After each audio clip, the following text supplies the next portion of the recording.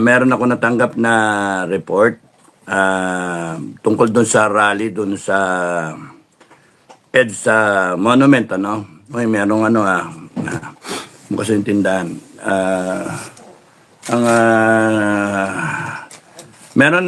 Meron doon na nagre-recruit ng pumasok sa FGF. At nangangako na 1,000 pagkapapasok. Gusto ko lang linawin sa lahat na nakakarinig ngayon, ang FGF, Filipino Guerrilla Forces, ay voluntary. Voluntary, walang sweldo, walang ino-offer. Pumasok ka, merong pangako sa iyo, wala. Voluntary ito. Nakaka-insulto sa mga FGF members na ngayon na sumali sila para sa yung simulain ng FGF, yung vision ng FGF, yung mabago yung Pilipinas, depensahan yung Pilipinas for God, country, and family. Voluntaryo to. Sariling oras, sariling kayod, sariling contribution. Yung mga OFW nga natin kahit credit card na lang nga nila magpapadala pa ng ng abuloy ng tulong nila Kahit yung iba, piso-piso lang nag-iipon sila para makatulong. Voluntary ito.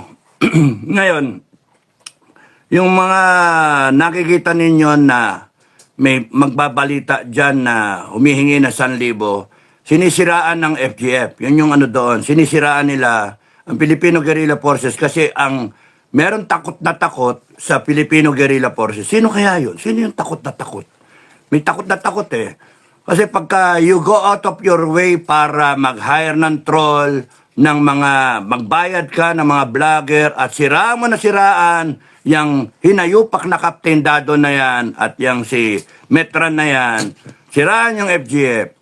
Meron takot na takot. Ngayon meron pang magbabayad ng 1,000 para sumali ka lang sa FGF. O kung pupunta ka sa rally, babayaran ka ng FGF na 1,000. Wala yan mga kababayan, hindi totoo yan. Voluntary ang FGF, kaya pagka may natsyempohan kayo, kahit sino man, kahit sino sa inyo, ang makatsyempo na nagre-recruit ng ganun 1,000, hulihin nyo, bugbugin nyo. Tapos, pablatter nyo sa polis. Hulihin nyo. At yung pinakamalapit na polis, i-report nyo siya.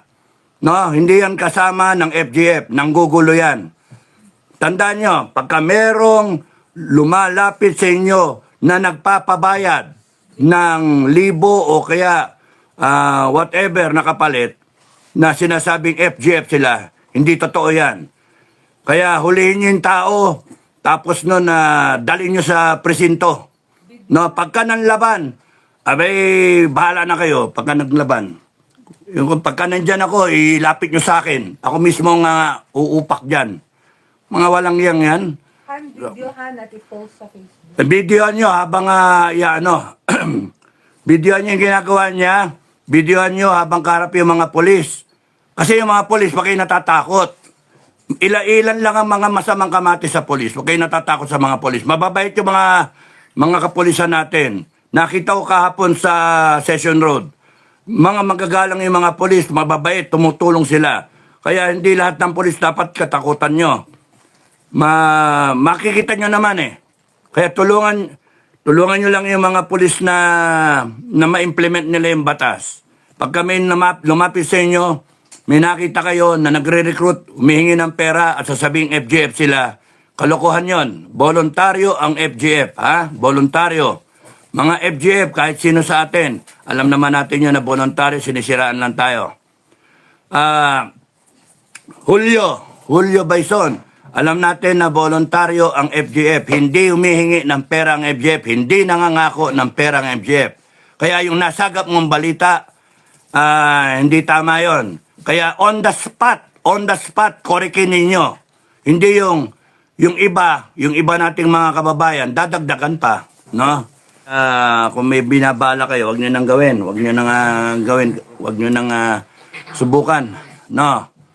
Wag nyo nang subukan. Kasi ang balandra niya sa pamilya nyo, promise sa pamilya nyo. Yan, malakas ako sa langit Kaya promise sa pamilya nyo ang balandra niyan. You might be able to hurt me or you might be able to kill me. Pero Marami pang susunod ko sa akin eh. Gigisingin nyo lang yung tao. Gigisingin nyo lang. Dadami lang kami. No. Hindi pwedeng nagpapatanggap ng 1,000. Pagka meron kayo na dinig na ganon, na nagre-recruit and then may kapalit na pera para sa membership, i-report ko ninyo yung kagad pangalan, video nyo, para maipasa nyo sa akin. At kung kayo nasa kalsada at rally yan, ilapit nyo sa polis, ha? Ilapit nyo sa polis. Huwag kayo matatakot sa polis. Huwag kayo matatakot. Hindi lahat ng polis, abusado. Iilan lang. Makikita nyo naman eh. Hindi bale, pagkaikot ng gulong, magano tayo. Maglagay ka, abusado ako, yung polis ba? Yung mga gagong polis na abusado, pasot natin sa sombrero nila. Abusado ako para wala nang lalapit. Tapos nun, mabait ako. Pagka yung para sa bayan ba? Joke. Mga pulis yan, no? Lapitan nyo, huwag kayong matatakot. Tingnan nyo mga pulis Baguio. Mababait. Kaya, hindi mo masahan yan, General Torre. Dito sa yung mga taga Baguio na pulis, hindi mo masahan.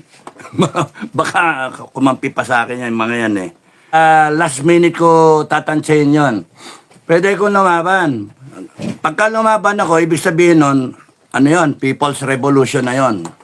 Pwede maging hudyat yun eh. Pagka dinalan ako ng warrant of arrest ni Torre, depende yung gising ko nung umaga na yun eh. Kung type kong lumaban, type ko na mag-declare na revolution, pagka masama gising ko, hindi, maganda ang gising ko nun. Pagka lalaban ako, lalaban ako. Kulang ang 7,000 pulis, ha? 6,000 pulis. Kulang yun, ha? Kasi sa takdang araw, nandyan yung mga tao ko dito sa Baguio. Yung KOJC, ibahin nyo, hindi lalaban yun. Mababait ang mga taga KOJC. Mabait si Pastor Kibuloy. Pastor nga eh. Pero ako, ranger ako. Alam nyo, obligado akong lumaban. Tore, obligado akong lumaban eh. Yung mga ganun salita, hamon yun eh. Ngayon, obligado akong lumaban, pagka ganyan ang banat ninyo, matatapos kayo. Sa totoo lang, gusto ko nga eh, ilabas nyo yung warrant of arrest at arestuhin nyo ako kasi yan na simula ng revolusyon. Obligado akong lumaban dahil sa ranger ako. Walang ranger ang susuko. Tandaan niyo yun, walang ranger na sumusuko.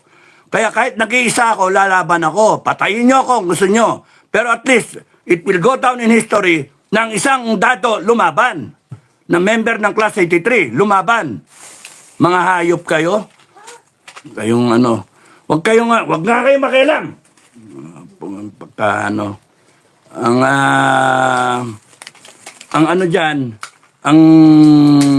ang sa akin, depende sa gising ko. Pagka ang gising ko talagang palaban ako.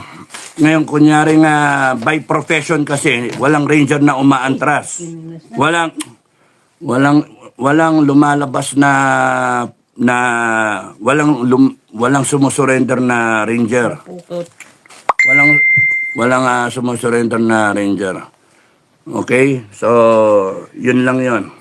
Pwede kong unahan, depende sa advice ng lawyer ko. Punta na ako sa krami.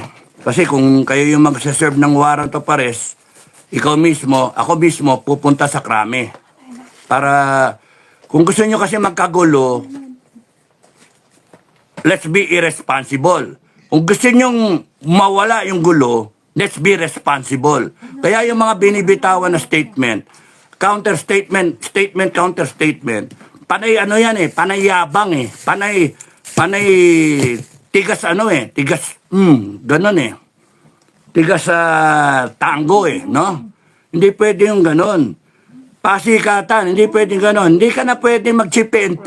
At pagka umikot ang gulong, lalong discharge ka from service eh. Yun ang mangyayari. Kasi yung taong bayan, ayaw yung ginagawa mo eh.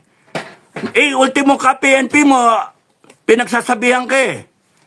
Ultimo upper class mo, pinagsasabihan ka ng isang magre-retiro na PMAR na 91. magsasabi, hindi tama yung ginagawa mo. Kaya kahit papaano, may natitirang mababait, matitino sa PNP, no? Hindi lahat. Hindi kayo forever. Hindi kayo forever. Ang ano dyan, kahit kasuhan nyo ako, it will only add fire.